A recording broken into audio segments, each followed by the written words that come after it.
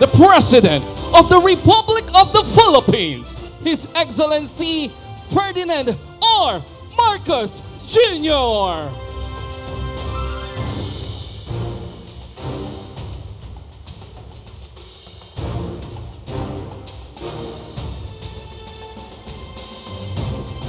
Now we are witnessing the President being briefed about the Clark Multi-Specialty Medical Center by the officer in charge, Health Undersecretary Dr. Gloria Balboa, and Architect Daniel Vicente Lichauco, Managing Partner at Archeon Architects, the designer of the facility. They are accompanied by House Speaker Ferdinand Martin Romualdez, Special Assistant to the President Anton Lagdameo, PAGCOR Chairman Alejandro Tenco, BCDA Chairman Delphine Lorenzana, CDC President and CEO Attorney Agnes VST de Vanadera, Bloomberry Chairman Enrique Razon, and Pampanga Vice Governor Lilia Pineda.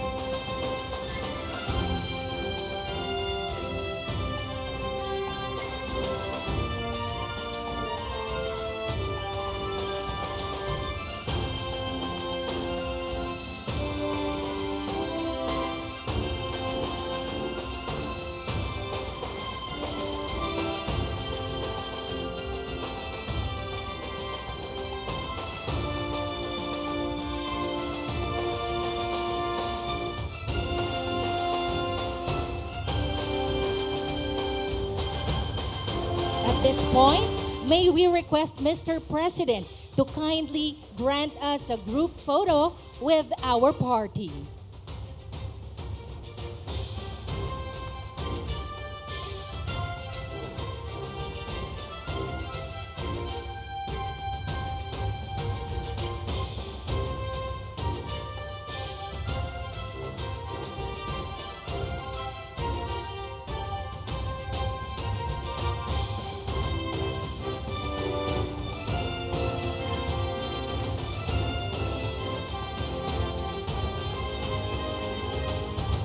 Thank you, Mr. President.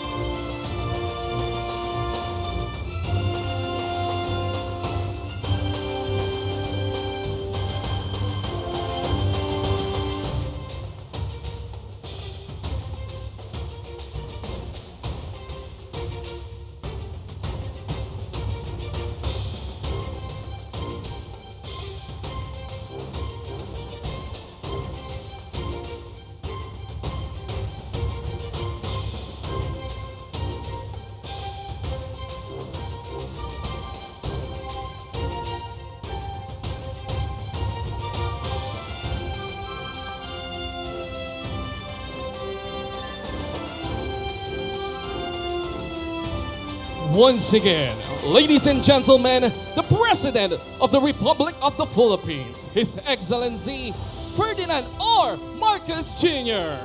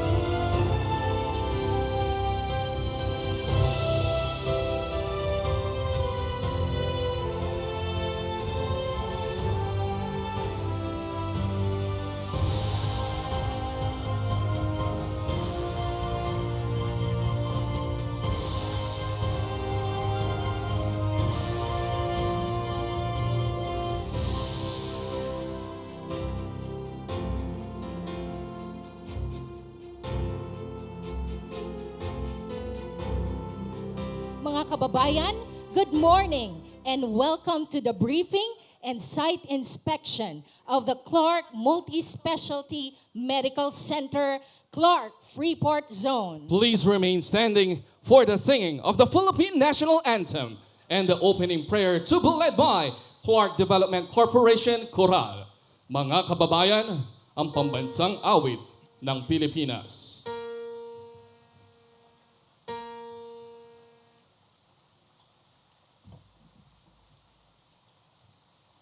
Bayang magiliw, perla sa silanganan, alab ng puso, sa dilim mo'y buhay.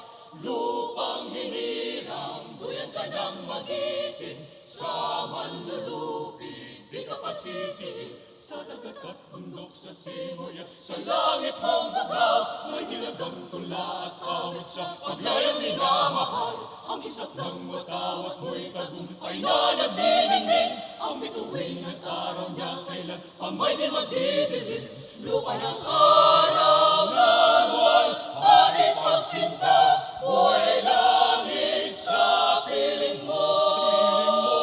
Ang binikaya na pag may mga api, ang mamatay ng dahil sa'yo.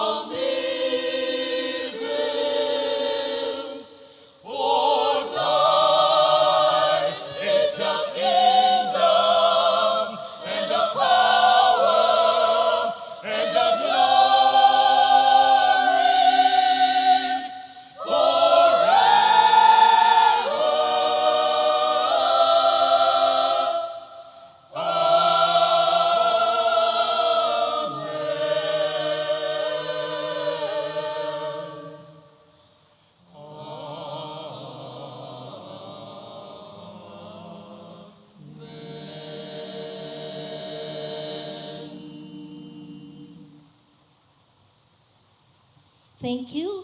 Clark Development Corporation Corral, we may now be seated. To begin our program, may we invite Clark Development Corporation President and CEO, Attorney Agnes VST De Vanadera, to give her warm welcome message.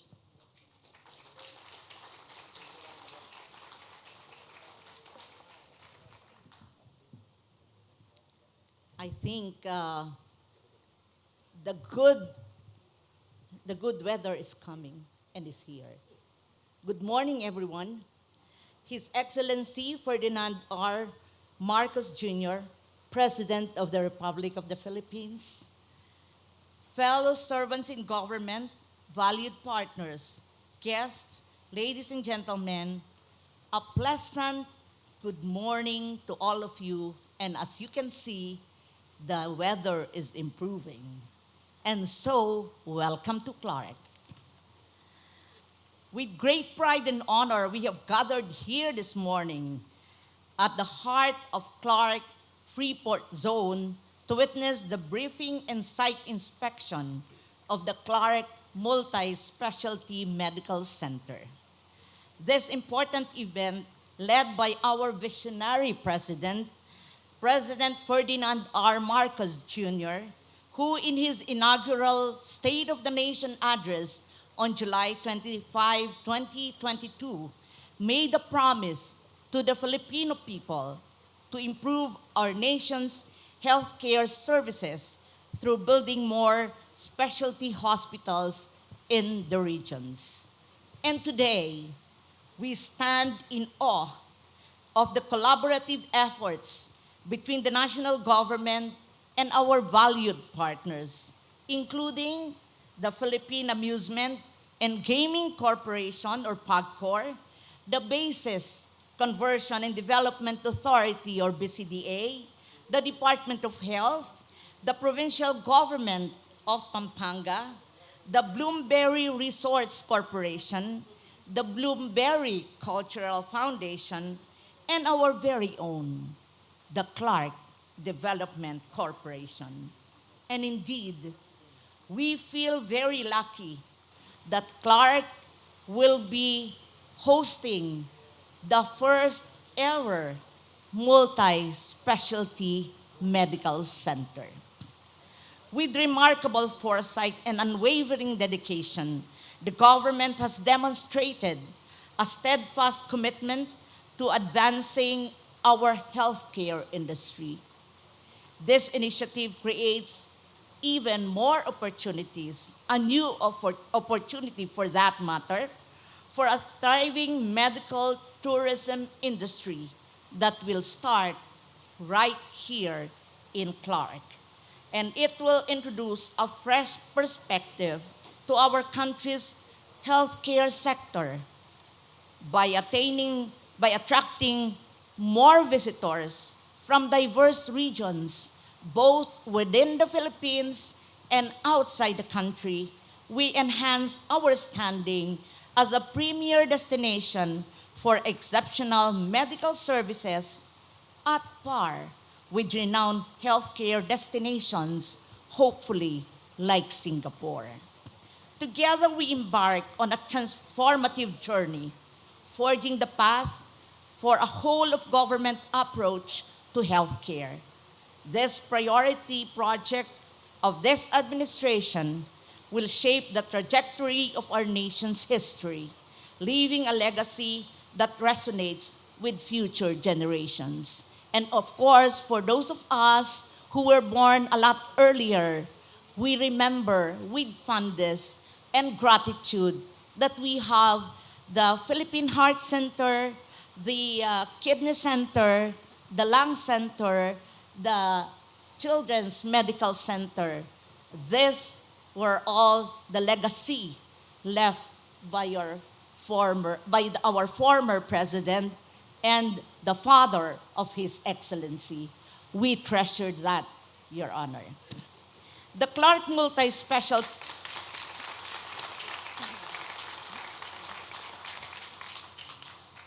and so to speak, the sun continues with a legacy in the modern age. And for that, we are likewise very grateful, Your Excellency. And so the Clark Multi-Specialty Medical Center will shine as a beacon of hope and healing, embracing its noble mission to provide specialized healthcare services to our fellow citizens. With its state-of-the-art facilities, including a heart center pulsating with life-saving interventions, a kidney center instilling renewed hope for vital transplants, and a children's hospital, cum Cancer Institute, nurturing and safeguarding the precious lives of our young ones. This pioneering center marks the dawn of a new era in healthcare services for our nation. In envisioning a society where healthcare is a fundamental right that empowers and enhances the lives of all citizens, this site becomes a catalyst for transformative change. It adds a valuable asset to Clark's industrial and tourism facets as the first ever multi-specialty medical center dedicated to serving the healthcare needs of our Filipino people. This center embodies unwavering commitment. Thank you, PAGCOR. Thank you, Speaker. Unwavering commitment, and of course, the President of Bloomberry, thank you, Mr. Ricky Rason, unwavering commitment as we need more funds to finish the entire project, and so we can provide excellent healthcare services. Once again, I extend my warmest welcome to all of you, and I express my heartfelt gratitude for your presence today, especially His Excellency. Thank you, and welcome to Clark. Thank you, Attorney De Vanadera. At this juncture, we kindly invite everyone to please direct your attention to the LED wall for the audiovisual presentation of the Clark Multi-Specialty Medical Center project.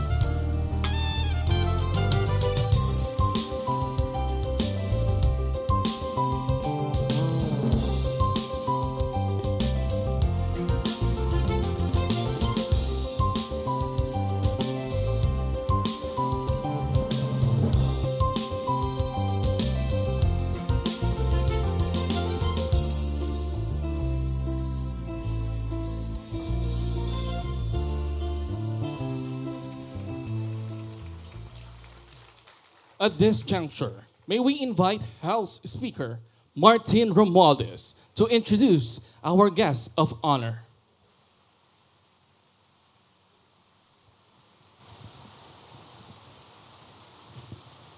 Ladies and gentlemen, the President of the Philippines, His Excellency Ferdinand R. Marcos Jr.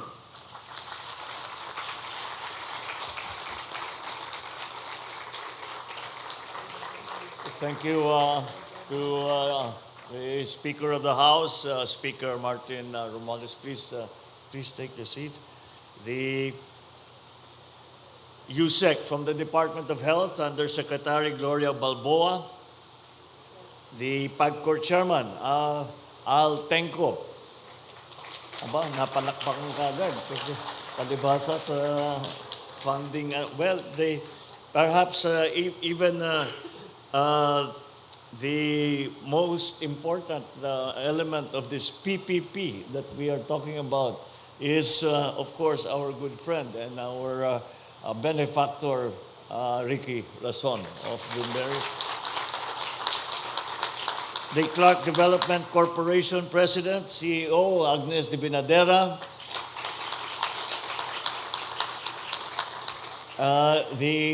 Yung pinakamalapad yata ang ngiti ay dahil pangarap niya ito, matagal na namin pinag-uusapan ito at sa wakas, mukhang magiging totohanan na ang ating Vice Governor Lilia Pineda. All our fellow workers in government, si Secdel nandito, Governor, and all of the other local government officials who have joined us here on this extremely important day. Good morning to you. And for us, this is a beautiful day dahil kailangan natin yung ulan. Pag bumabangon ako sa umaga at nakikita kong umuulan, ay sinasabi ko siniswerte pa rin ang Pilipinas. Mahal talaga ng Diyos ang Pilipinas. It is, of course, a great delight for me to come here and to be at the site of the new Clark Multi-Specialty Medical Center, or CMSMC, here now in Clark Freeport Zone in Pampanga. The establishment of the CMSMC is not only part of the State of the Nation Address priorities that I laid out last year, but is also a very important component of the administration's Health Facility Enhancement Program. Aside from the enhancements of our health facilities, the HFEP also claims to widen access to quality healthcare services, especially to those from underserved communities. I'm happy that the province of Pampanga, in Region 3, will again have this additional medical facility. It will also cater to patients not only from Region 3, but Regions 1, 2, and Metro Manila for the specialties in the heart, kidney, cancer, and pediatric ailments. Allow me to extend my gratitude to everyone who has made this project possible. The part that we must acknowledge, the part that was played by PAGCOR and the Clark Development Corporation, as they had spearheaded the efforts in coordination with the BCDA, the Department of Health, the provincial government of Pampanga, and other partners to construct this facility. Make sure that we continue to collaborate with one another between agencies, keep an open line amongst each other, and ensure the timely completion of this extremely important project. Rest assured, this administration is determined to bring quality healthcare services closer to Filipino people. We will establish primary healthcare facilities and specialty centers nationwide. I will be reporting to the nation on the progress that we have made in establishing and opening new healthcare centers around the country. But that is the product of our relentless push for universal healthcare, and we will not stop until every Filipino can say they have good access to quality healthcare. I cannot endure the sight of seeing a fellow Filipino suffer only because of the lack of facilities in our health system. That is why I urge everyone to be part of the solution and put forward innovative alternatives that you believe can help uplift the lives of our fellow men. I think that there are sufficient lessons to be learned from our experience during the pandemic, and so that we are able to equip ourselves and prepare ourselves for any such occurrence again. And I cannot forget, and the reason that healthcare has been such an important part of this administration. Not only because of the experience that we have had in the pandemic in the last 3 years, but also with the guiding understanding and idea that any person, no matter how successful they are in whatever field they have been, cannot enjoy that success if they do not also enjoy good health. And that is why it is a fundamental part of the services that this government will bring to our people. It is not a privilege to have health care. It is a right. And that is how we will approach this problem, and that is how we will continue to make our healthcare system better for all Filipinos in whatever capacity that we are able to do. So this is not a single, although it is a very important milestone for us. This is not a single project that stands on its own alone. This is part of a larger system of healthcare provision that we are putting together to service our kababayans so that they do not have to wait to get very, very sick before they go to the big hospitals. We are bringing healthcare down to the people. And we will establish rural healthcare units, we will establish barangay centers, we will establish Botica de Barangay, we will go back to that idea. All of these things we are putting together so that at least when it comes to the fundamental health care for our countrymen, then that we can say is readily available to them.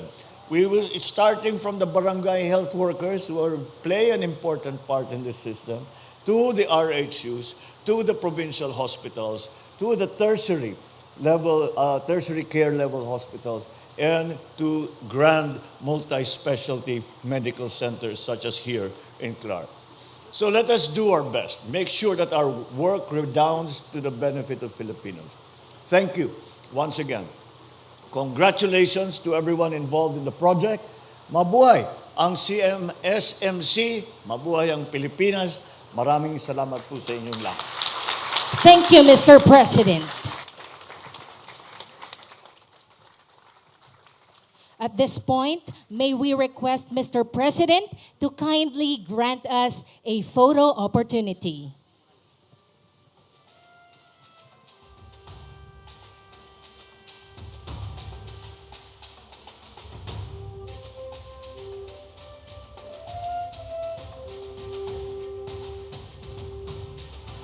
May we call on the project partners and the LGU officials. Please come up the stage.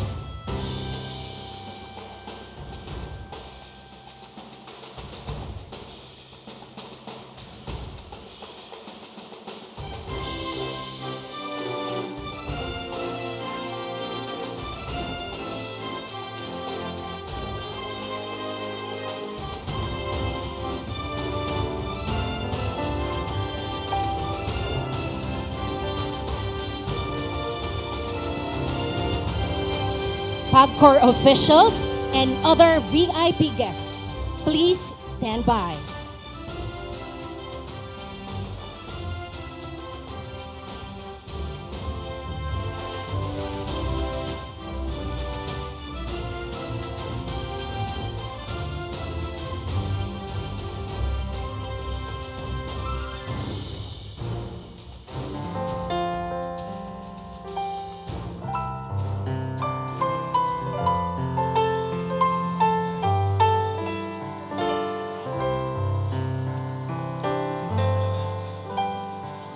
Thank you. May we call on the PAGCOR officials and other VIP guests, please come up the stage.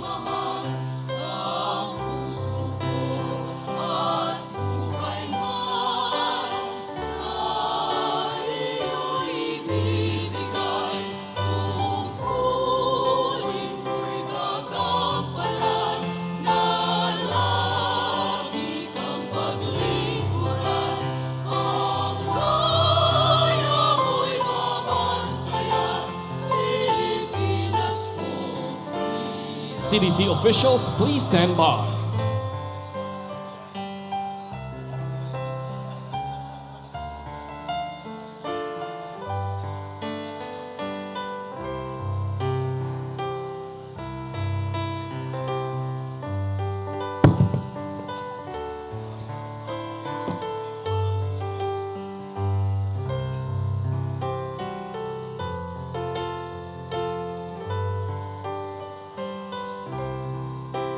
Thank you. May we call on the CDC officials? Please come up the stage.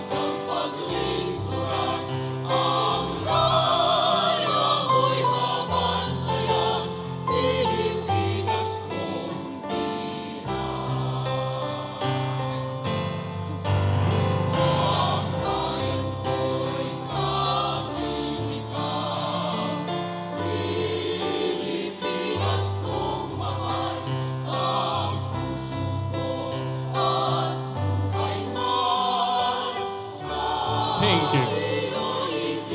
Now may we invite on stage our friends from the Department of Health.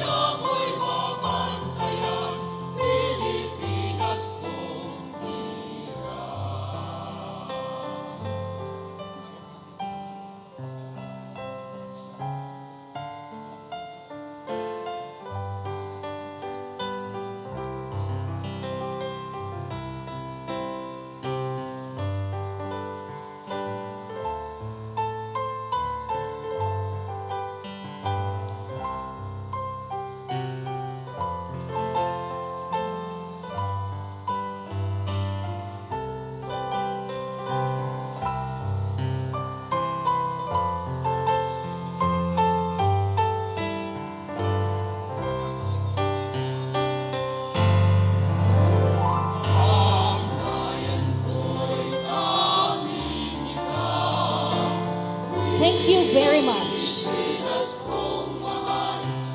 That concludes our program for today.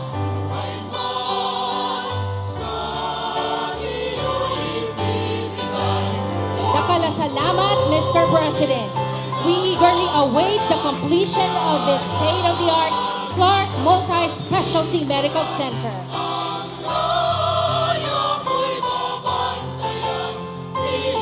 Once again, His Excellency Ferdinand R. Marcos Jr.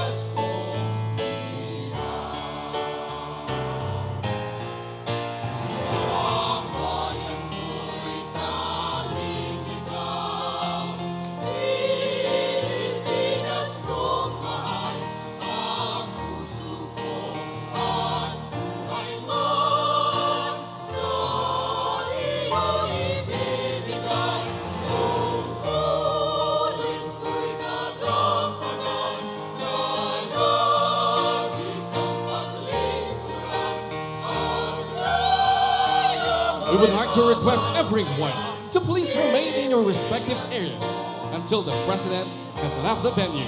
Thank you.